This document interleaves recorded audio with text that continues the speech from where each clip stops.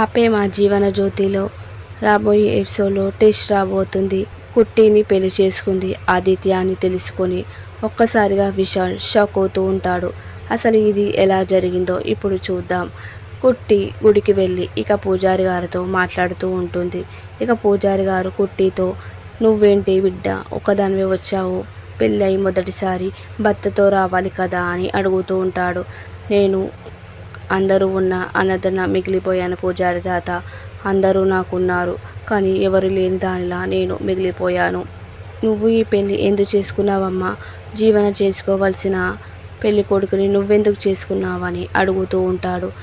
నేను జ్యోతమ్మ, నా కళ్ళ తల్లి పూజారి తాత. జ్యోతమ్మకి సునంద గారు కండిషన్ పెట్టారు. ఆ కండిషన్ ఏంటంటే జీవన ఈ పెళ్లి చేసుకుంటేనే జ్యోతమ్మని జైలుకి వెళ్లకుండా జ్యోతమ్మ కేసుని విత్డ్రా చేసుకోమని చెప్పారు. ఇప్పుడు జీవన పెళ్లి మండపం నుంచి పారిపోయింది. పెళ్లి మండపం నుంచి పారిపోయిన తర్వాత నేను ఏం చేయాలో నాకు అర్థం కాలేదు. జీవన ఇలా చేసేసరికి నాకు ఏం తోచలేదు. జ్యోతమ్మ జైలుకి వెళ్తుంది అనే ఒక్క మాటే నా మనసులో ఉండిపోయింది. జ్యోతమ్మ జైలుకి వెళ్తే నేను తట్టుకోలేను. నా కన్న తల్లి జైలుకి వెళ్తే నేను తట్టుకోగలనా? అందుకే నేను ఇలాంటి పని చేశాను. నా కన్న తల్లి కోసం నేను ఇలా చేశాను పూజారి తాత అని అంటూ ఉంటుంది. అది కాదు, నువ్వు ఇలా చేసేసరికి మీ పెంచిన వాళ్ళు కూడా నీతో మాట్లాడకుండా ఉండిపోయారు అని అంటూ ఉంటాడు. అవును పూజారి తాత, నేను తప్పు చేశానని నాకు అనిపించడం లేదు. ఎందుకంటే నా కన్న తల్లి గురించి నేను ఆలోచించి ఇలా చేశాను అంతే తప్ప నా పెంచిన వాళ్ళని నేను ద్రోహం చేయాలని, వాళ్ళకి మోసం చేయాలని కాదు. వాళ్ళు కూడా నా పెంచిన వాళ్ళు, నాకు కూడా వాళ్ళు అమ్మా నాన్నలే. నన్ను వాళ్ళు ఎప్పుడు చేరదీస్తారో, నన్ను బిడ్డ అని ఎప్పుడు దగ్గర తీసుకుంటారో అని దాని మీదే నేను ఆలోచిస్తున్నాను అని అంటూ ఉంటుంది. ఇక సింహాద్రి పద్మమ్మలు ఇద్దరు వస్తూ ఉంటారు. ఇక కుట్టి పూజారితో మాట్లాడుతూ ఉంటుంది. నేను ఇక్కడ నా కన్న తల్లికి, అక్కడ నా పెంచిన తల్లిదండ్రులకి ఇద్దరికి ఈ విషయం చెప్పలేను. నా చిన్నప్పటి విషయాన్ని నేను చెప్తే నా జ్యోతమ్మకి ఏం జరుగుతుందో ఏంటో అని నాకు భయంగా ఉంది. ఆ గురువు గారు చెప్పిన విషయాన్ని నేను ఇప్పటికీ మర్చిపోలేను. జ్యోతమ్మ కోసమే నేను ఇంత త్యాగం చేశాను. అలాంటిది ఇప్పుడు నేను ఈ విషయం చెప్తే జ్యోతమ్మకి ఏం జరుగుతుందో అని బాధ నాకుంది అని అంటూ ఉంటుంది. ఇక పూజారి గారు, అవును అమ్మా, ఒక్కసారి నువ్వు ఈ విషయం చెప్పాలనుకుంటే మాత్రం మన ఇద్దరం కలిసి ఈ విషయం చెప్తే మాత్రం నిజంగా అందరూ నమ్ముతారు. నువ్వు చెప్పకపోయినా నేను చెప్పినా సరే ఈ విషయాన్ని అందరూ నమ్ముతారు. నువ్వే అసలైన జ్యోతి కూతురు అని తెలిస్తే అందరూ సంతోషపడతారు. నిన్ను చూసి అందరూ ఆనందపడతారు. ఎందుకంటే అచ్చం నువ్వు మీ తల్లిలానే ఉంటావు. జ్యోతి మంచితనం, గుణగణాలు నీకు కూడా వచ్చాయమ్మా. అందుకే నిన్ను అందరూ ఇష్టపడతారు అని అంటూ ఉంటాడు. అవును పూజారి తాత, ఆ ప్రేమని పొందాలని నాకు ఉంది. నా అమ్మని సొంత అమ్మలా పిలవాలని, మా నాన్నని నాన్న అని పిలవాలని ఎంతో ఆరాటంగా ఉంది. ఆ రోజు శివయ్య నాకు ఎప్పుడు రప్పిస్తాడో ఏంటో అని చెప్పి అంటూ ఉంటుంది. ఇక పద్మమ్మ సింహాద్రిలో వస్తూ ఉంటారు. ఇక ఏం తెలియనట్టుగా పక్క నుంచి వెళ్తూ ఉంటారు. ఇక కుట్టిని చూస్తూ ఉంటాడు. ఇక పద్మమ్మ కుట్టి దగ్గరికి వెళ్తూ ఉంటే ఇక సింహాద్రి ఆపుతూ ఉంటాడు.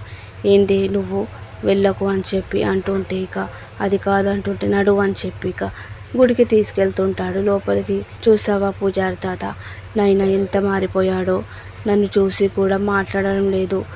నేను అంత కానిరాని పని ఏం చేశానని, నాతో మాట్లాడినంత పని నేను ఏం చేశానని, నన్ను ఎప్పుడు బిడ్డ బిడ్డ అని మంచిగా చూసుకొని నాతో ఎప్పుడు ఒక్క మాట కూడా అనని నా నాయన ఈరోజు నాతో మాట్లాడిపోయేసరికి నాకు ఎంత బాధ కలుగుతుందో పూజారి తాత అని అంటూ ఉంటుంది. అన్ని రోజులు ఒకలాగా ఉండవు అమ్మా. ఈ రోజు ఇలా ఉంది, కానీ ఏదో ఒక రోజు వాళ్ళు నిన్ను అర్థం చేసుకుంటారు. వాళ్ళు నిన్ను అర్థం చేసుకొని నిన్ను దగ్గరికి తీసుకుంటారు. నా బిడ్డ అని దగ్గరికి తీసుకునే రోజు వస్తుంది అని పూజారి అంటూ ఉంటాడు. ఇక పద్మమ్మ సింహాద్రులు గుడిలో కూర్చొని ఉంటారు. ఇక్కడ ఆదిత్య ఒంటరిగా కూర్చొని ఉంటాడు. ఇక ఆదిత్య విశాల్కి కాల్ చేస్తూ ఉంటాడు. ఈ విషయం వాడికి తెలియదు కదా, నేను ఈ విషయం వాడికి చెప్పాలి అని చెప్పి ఇక ఆదిత్య విశాల్కి కాల్ చేస్తూ ఉంటాడు. నేను ఒక్కసారి ఇంటికి రారా, నీకో విషయం చెప్పాలి అని ఆదిత్య అంటూ ఉంటాడు. సరేరా, ఏ విషయం అని అడుగుతూ ఉంటాడు. నువ్వు ఒక్కసారి అయితే ఇంటికి రారా, నీకు అన్ని విషయాలు చెప్తాను, అర్జెంటుగా రారా అని అనగానే సరే అని చెప్పి ఇక విశాల్ ఇంటికి వస్తూ ఉంటాడు. ఏంటిరా నన్ను ఇలా పిలిచావు, ఏమైనా విషయం మాట్లాడాలా అని అడుగుతూ ఉంటాడు. అప్పుడు ఆదిత్య, అవునురా నువ్వు కూర్చో అని అంటుంటే ఇక ఆదిత్య నీ పెళ్ళి ఎలా జరిగిందిరా, నీ పెళ్ళి మంచిగా జరిగిందా, నేను రాలేకపోయానురా అని అంటుంటే, నా పెళ్ళా, ఎక్కడ పెళ్ళి, ఏం పెళ్ళి, అసలు నా పెళ్ళి జరగలేదు అనగానే ఆదిత్య షాక్ అవుతుంటాడు. అదేంట్రా, నీ పెళ్ళి జరుగుతూ ఉండే కదా, అసలు ఏం జరిగిందిరా, పెళ్ళి ఆగిపోయిందా, ఎలా ఆగిపోయింది అని అడుగుతూ ఉంటాడు ఆదిత్య. అసలు ఏం జరిగిందంటే, నేను ఆనంది గారిని వాళ్ళ ఇంటి వాళ్ళకి చెప్పి ఒప్పించాను. తను ఒప్పుకుందని అనుకున్నాను, కానీ తను ఇలా చేస్తుందని అనుకోలేదు. చివరి క్షణంలో మండపం నుంచి పారిపోయింది. నన్ను అందరి ముందు అవమానించింది, అందరి కుటుంబాల ముందు నన్ను అవమానించి పారిపోయింది అని అంటూ ఉంటాడు. అదేంట్రా, మనుషులు ఇలా కూడా ఉంటారా, నీ పెళ్లి కూతురు కూడా పారిపోయిందా అని ఆదిత్య అంటూ ఉంటాడు. అంటే నీ పెళ్ళి కూడా జరగలేదా అని విశాల్ కూడా అడుగుతూ ఉంటాడు. లేదురా, నేను పెళ్ళి జరిగే సమయంలో ఇక్కడే ఉన్నాను, ఇంకా నేను మండపానికి కూడా వెళ్ళలేదు. అప్పుడే మా అమ్మ నాన్నలకి కాల్ వచ్చింది, పెళ్లి మండపం నుంచి పెళ్లి కూతురు పారిపోయింది అనగానే ఆ విషయం విని నేను షాక్ అయ్యాను. అయినా ఇలాంటి వాడిని ఆయన చేసుకోవడానికి ఎవరు ముందుకొస్తారు, అప్పుడే నాకు అర్థమైంది నేను ఇలానే ఉండాలి అని అంటుంటాడు. మన జీవితం ఒకలాగానే అయ్యింది అని చెప్పి అంటుంటాడు. అయినా కానీ నాకు పెళ్ళి అయిందిరా అని ఆదిత్య చెప్తూ ఉంటాడు. పెళ్ళి అయిందా, అదేంట్రా, పెళ్లి కూతురు పారిపోయిందని చెప్పా, మరి పెళ్ళి ఎవరితో అయింది అని అడుగుతూ ఉంటాడు. పెళ్ళి అయిందిలే, అది అగ్రిమెంట్ పెళ్ళి, ఈ విషయం నేను ఎవరికి చెప్పలేదు, మన బెస్ట్ ఫ్రెండ్స్ కాబట్టి నీకే చెప్తున్నాను. నన్ను యాక్సిడెంట్ చేసిన ఆవిడ వాళ్ళ పెంచిన కూతురు నేను ఈ పెళ్లి చేసుకుంటానని చెప్పి నా ముందుకు వచ్చింది, నన్ను బాగా చూసుకుంటానని, నన్ను పెళ్లి చేసుకుంటే వాళ్ళ జ్యోతమ్మ జైలుకి వెళ్లకుండా ఉండొచ్చని స్వార్థంతో ఈ పెళ్లి చేసుకుంది అని అంటూ ఉంటాడు. మనుషులు ఇలా కూడా ఉంటారా, కేవలం స్వార్థంతో ఈ పెళ్లి చేసుకుందా అని అంటూ ఉంటాడు. అవునురా, అందుకే నేను ఈ అగ్రిమెంట్ రాశాను, ఎవరు నన్ను పెళ్లి చేసుకుంటారు, ఇలా ఉండడం స్వార్థంతోనే కదా చేసుకుంటారు, నేను అగ్రిమెంట్ రాశాను, అందులో ఎవరికి ఇష్టం లేకపోయినా వెళ్ళిపోవచ్చు అని రాశాను అని అంటూ ఉంటాడు. ఆ అమ్మాయిని నేను చూడాలి అని విశాల్ అంటూ ఉంటాడు. ఆ అమ్మాయి గుడికి వెళ్ళింది, నన్ను కూడా రమ్మన్నది, కానీ నేను రానని చెప్పాను, ఇక వెళ్ళింది అని చెప్పి అంటుంటాడు. ఇక పూజారి గారితో కుట్టి మాట్లాడుతూ ఉంటుంది. నేను ఇంటికి వెళ్ళాలి పూజారి తాత, నేను మా అత్తయ్య కూడా ఈ విషయం చెప్పలేదు, నేను డైరెక్ట్ గా వచ్చాను మీరు పిలిచారని అని అంటుంటే, సరే అమ్మా వెళ్ళు అని చెప్పి ఇక అంటూ ఉంటాడు. ఇక కుట్టి ఇక ఆటోలో వస్తూ ఉంటుంది. ఇక విశాల్ కూడా ఆదిత్యతో మాట్లాడుతూనే ఉంటాడు. ఇక కుట్టి ఇక లోపలికి వస్తూ ఉంటే ఇక విశాల్ని చూసి ఒక్కసారిగా షాక్ అవుతూ ఉంటుంది. ఇదేంటి విశాల్ గారు ఇక్కడ ఉన్నారు అని అనుకుంటూ ఉంటుంది. ఇక అలానే షాక్ అయి అలానే చూస్తూ ఉంటుంది. విశాల్ గారు ఇక్కడ ఉన్నారేంటి అని అనుకుంటూ ఉంటుంది. ఇక మెల్లిగా లోపలికి వస్తూ ఉంటుంది. ఇక విశాల్ కూడా కుట్టిని చూసి ఒక్కసారిగా షాక్ అవుతూ ఉంటారు. ఇదేంటి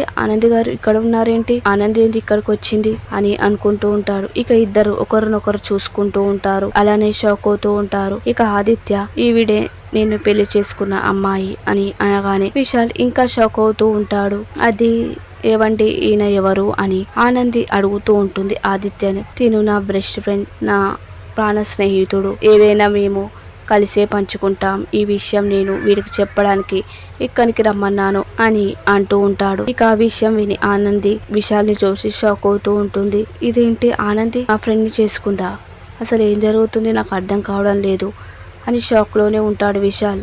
వీడికి జరగాల్సిన వేరే అమ్మాయితో ఆనందితో జరగడం ఏంటి అని అనుకుంటూ ఉంటాడు. ఈ విషయం నేను ఆనందితో, ఈ పెళ్ళి ఎలా జరిగిందో నేను ఆనందిని అడిగి తెలుసుకోవాలని విశాల్ అనుకుంటూ ఉంటాడు. ఇక ఈ అమ్మాయిని నేను పెళ్లి చేసుకున్నాను, కాఫీ తీసుకొని రా అని అంటూ ఉంటాడు ఆదిత్య. సరే అని చెప్పి ఇక లోపలికి వెళ్తూ ఉంటుంది. ఇక విశాల్ గారు అని అంటూ ఉంటుంది కాఫీ తీసుకుంటే. అదేంటి మీకు పరిచయం ముందే ఉందా, మా ఫ్రెండ్ పేరు నీకు ముందే తెలుసా అని ఆదిత్య అడుగుతూ ఉంటారు. అది నాకు తెలుసండి అని అంటూ ఉంటుంది. నీకు తెలుసా, అవునండి, అసలు ఏం జరిగిందంటే నేను పెళ్లి చేసుకోవాల్సింది మీ ఫ్రెండ్ విశాల్ గారినే అని అనగానే ఆదిత్య షాక్ అవుతూ ఉంటాడు. అదేంటి, నువ్వు విశాల్ని పెళ్లి చేసుకోవాలా? అవును, ఆ రోజు మా పెళ్లి మండపంలో జ్యోతి వాళ్ళ కూతురు జీవన పెళ్లి, విశాల్ గారితో నా పెళ్లి జరగాల్సి ఉంది, కానీ జ్యోతి వాళ్ళ కూతురు జీవన వెళ్ళిపోవడంతో నేను విశాల్ గారిని విడిచిపెట్టి ఇక్కడికి వచ్చాను, మిమ్మల్ని పెళ్లి చేసుకోవడానికి వచ్చాను అని చెప్తూ ఉంటుంది. అవునా, నువ్వు ఇంత త్యాగం చేస్తావా అని అంటూ ఉంటాడు. ఇక విశాలు ఆనంది గారు ఇలా ఆలోచించారా, కేవలం వాళ్ళ జ్యోతమ్మ కోసం ఇలా చేశారా, ఎంత మంచివారు అని అనుకుంటూ ఉంటాడు. నా బెస్ట్ ఫ్రెండ్ని పెళ్లి చేసుకున్నారా